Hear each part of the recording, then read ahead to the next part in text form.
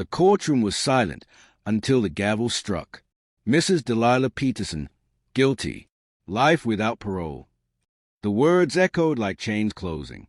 Delilah, 68, clung to the defense table, her hands trembling. She could barely hear the rest. Evidence had been stacked like bricks against her. Fingerprints, money transfers, security footage. Too neat, too perfect. Behind her, her neighbor sobbed. The prosecutor folded his file with smug precision, as though he'd known the ending from the start. The bailiff stepped forward with cuffs. But just as the metal was about to close around her wrists, "Your Honor, wait!" A voice thundered from the back of the room. 4 men entered. They carried themselves with purpose, like men used to fighting battles no one else dared to touch. The first, sharp-shooted, a lawyer's fire in his eyes. The second, calm, hand steady, the presence of a surgeon.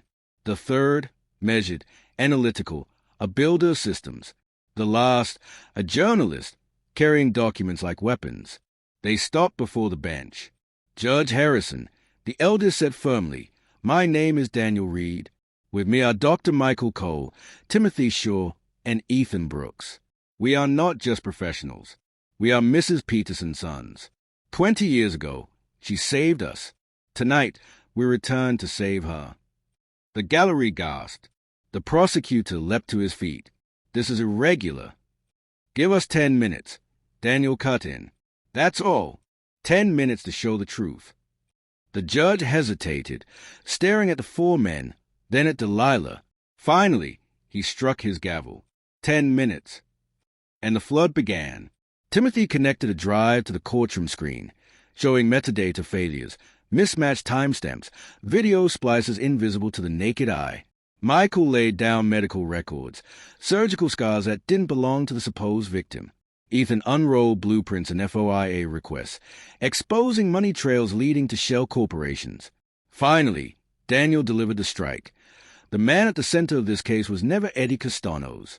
The Real Eddie died years ago.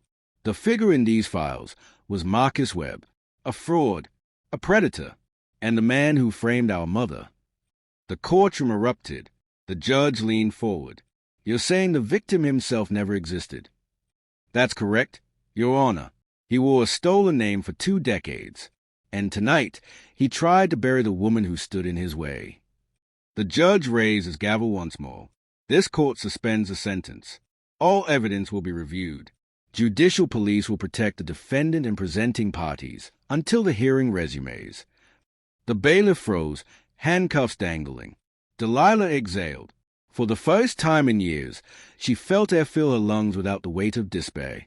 Her sons closing around her. 4 boys she had once welcomed on a stormy night, now men standing as a shield. "Mama D," one whispered. 2 words that carried 20 years of loyalty. Her mind slipped back to that night. The rain pounding at 2:47 a.m. 4 boys at her door, shaking, bruised, but filled with a desperate hope that someone might protect them. She gave them hot cocoa. She gave them safety. She gave them the promise, "No one will touch you under this roof." And tonight, they kept that promise for her. But in the far corner of the courtroom, a shadow shifted. A familiar face, one she thought buried years ago. Danny's trust fund was always the hidden weapon. Eddie had used it as both leash and blade, threatening to unravel Delilah with a paper trail she could never explain. She warned the boys more than once, "Even if the darkness calls your name, don't become the monster." That one line clung to Danny like a scar. On the pier that night, when the ambulance doors slammed shut, Delilah's faint smile was the last thing they carried with them. Thin, tired, but warm, like an old wool blanket wrapped around shivering shoulders. But the world did not see warmth. The world saw headlines. A dangerous woman kidnaps 4 children, attacks their legal guardian. The microphones and cameras ate the story whole. The police signed it closed. The courts never asked why. Delilah went to prison. And the boys? They disappeared into the city's storm. Danny chose law. Mike chose medicine. Tim chose machines and code. Ethan chose the pen and the camera. 4 different weapons, forged in one kitchen. And deep inside, one vow burned. Return for their mother only when they were strong enough to bring her back without blood on their hands. But across the lakefront, Another set of eyes waited. Someone who knew that Val would one day surface. And he built his trap patiently, year after year. 15 years passed since Pier 47. 4 boys became 4 men. Yet every choice they made still echoed the same kitchen table where cocoa steamed and a tired woman said, "No one will touch you under this roof." Danny Reed, now a civil rights attorney, carried that memory into every appeal brief. In mediation rooms, he whispered her words like prayer.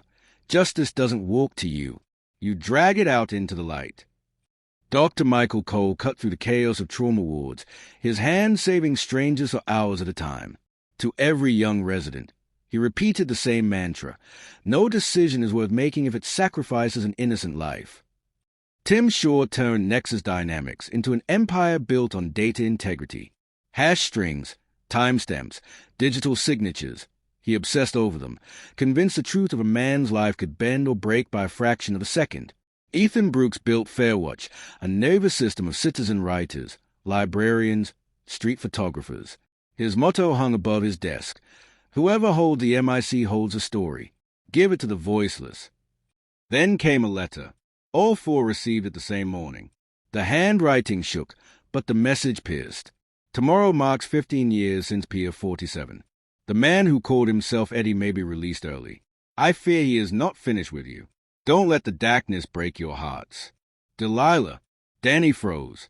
His hand trembled so hard he nearly dropped the page. He called a number buried in his memory longer than the scar on his wrist. On the other end, Mike's voice broke. It's you. Silence stretched like an ocean.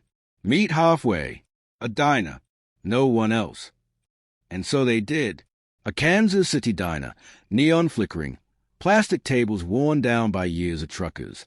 The 4 men sat together for the first time since childhood. Ethan slid a folder across. FOIA response. Dental charts. Eddie from this year doesn't match Eddie from before Pier 47. Mike leaned in, jaw tight. The scar they showed on the news last week was left knee. I shot his right. Tim turned his laptop. Frame counts. Metadata, 8,423 to 8,431, lagging by 37 milliseconds. That's splice work. Forgery. Then Mike's phone buzzed. A news alert. Body found in warehouse district. Identified as Edward Castanos, 68. Suspected homicide. Primary suspect, Delilah Peterson. Danny's fist hit the table. Either is actually dead and they're pinning it on her, or Eddie's been dead for years and someone else is staging a second death to bury her for good. Ethan spoke quieter than the rest, but steady, like he'd been waiting. Doesn't matter which. What matters is they control the story.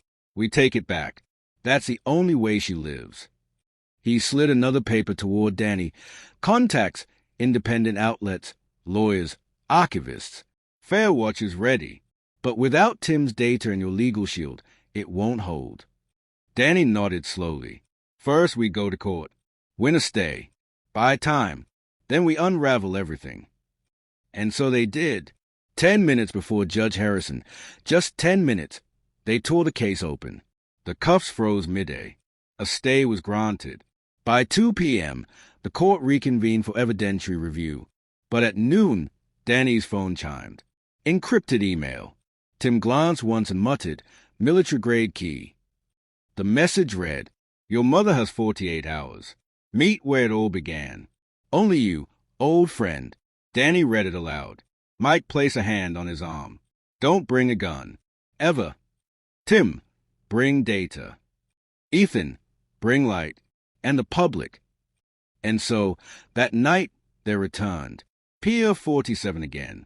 The lake wind cut like knives, carrying the same old smell of rain. They stood in diamond formation, Danny at point, Mike left with his medic bag, Tim right with transmitter, Ethan rear with a live MIC body cam streamed to right one servers. Nexus vaults, immutable. From the dark, a figure emerged, Marcus Webb, gaunt, surgical hands. He didn't shout. He lectured. Eddie was weak. He wasted power. I replaced him. I fed you scholarships, investors, witnesses. I kept you alive because I wanted to prove one truth. Unconditional love is a myth. Tonight, your mother will see it die.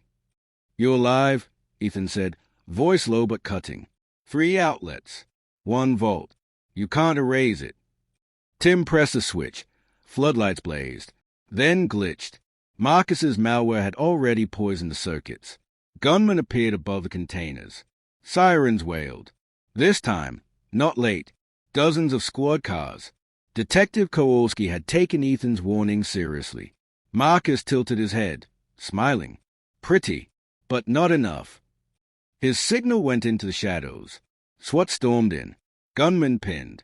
Marcus cuffed. Yet even in chains, he leaned into the camera. If I fall, contingency lives. Your mother dies thinking you betrayed her only law, never kill. His words sank like stone into black water. Hours later, dawn broke in a precinct lounge. Danny's phone rang again. Distorted voice. Delilah Peterson sits in a building wired to erase a city block. If Marcus breathes past sunrise, it blows. If you call more cops, it blows. If 3 of you flee the country in 24 hours, it blows. Danny gritted his teeth. Prove she's alive. Silence. Then her voice. Fragile. Familiar. Danny, it's Mom. Don't kill anyone for me. Please. The line cut. 4 men froze. Danny rasped. 2 doors. 1. Kill Marcus, save her, and destroy ourselves. 2. Stay clean and watch her die. Ethan's eyes burned. There's a 3rd. It's cold light. Find the hub. Kill the trigger. Take the story back. Tim closed his eyes, replayed the background hum in the call. Not a generator. He recognized it. Industrial printer. Cook County records and printing. That's where it is. The same machines that spit out forge files. Ethan tapped a network of librarians. In minutes, blueprints and guard logs buzzed on his phone. Mike tightened his medic bag. Danny slid legal motions into his vest. If it goes bad, I stall. No violence. They approached the gray fortress at dawn. Linked by radios Tim had sorted together from spare parts. Right side clear, Tim whispered. 2 guards asleep, feeds looped. Front side, 2 smokers, Ethan added. Fairwatcher's camera staged. If it blows, the city will know. Danny touched the door handle. Hello, Daniel. A woman's voice behind him. He turned. Sarah Chen, pistol drawn. No longer the girl with the crowbar, but steel in her eyes. My brother Michael died that night. 11 years old. 3 blocks from the pier. He died calling your names. And you vanished. Danny staggered as if struck. Sarah, we tried. We fought. Her lips twisted. I fought for 20 years. I learned their methods. I walked beside Marcus Webb. He thought he was using me. Wrong. I was using him. And tonight, contingency is you. Danny realized. Her finger never trembled. If you don't kill Marcus, your mother dies. If you do, you betray her law. And the 3rd door narrowed to a blade's edge. Danny's breath caught in his chest. The night air felt heavy, pressing on his lungs like wet stone. Sarah's pistol didn't waver. Her hands were steady, her eyes sharp as steel, but there was something beneath it. Something trembling, a wound still raw after 20 years. Sarah, Danny's voice cracked, softer now, like he was speaking to a younger version of her, the girl with a crowbar, the girl who once stood beside them before the world tore them apart. We never knew about Michael that night. We were just kids running in the dark. If we had known. You didn't know, she spat, the sound laced with 20 years of grief. You think that absolves you? My brother's bones are on the ground. His voice is gone. You had Delilah. You had each other. I had nothing. I had to crawl into the jaws of the beast just to stay alive. And when Marcus whispered promises, I listened, because at least someone remembered me. Tim's voice hissed through Danny's earpiece. Her comms are open. She's feeding audio into their network. Careful what you say. It's live. Danny didn't blink. He let the silence linger just long enough to feel like a knife, then whispered, Sarah, you think they gave you a place? No, they gave you a leash. You've been holding onto ashes and calling them fire. Her eyes flickered. Just a second. Enough. Ethan stepped closer, his lapel MIC hot, voice calm and deliberate, made for broadcast. Sarah Chen, daughter of forgotten tragedy. For 20 years you carried grief sharper than steel. But tonight, the world will hear your name, not as a shadow, not as Marcus's pawn, but as a woman who tore down the system that used her. The pistol trembled, just once, then steadied again. "No," Sarah said coldly. "You don't get to write my ending. I do." And she pulled the trigger. The shot cracked through the concrete courtyard. Danny braced, but the bullet didn't hit him. It tore past his shoulder, shattering the floodlight above the main door. Sparks showered the ground. An alarm howled into the night. Tim cursed it into the MIC. She tripped their failsafe. Internal systems are shifting. Danny, they'll remote trigger the explosives if we don't cut the hub now. Sarah lowered the gun, chest heaving.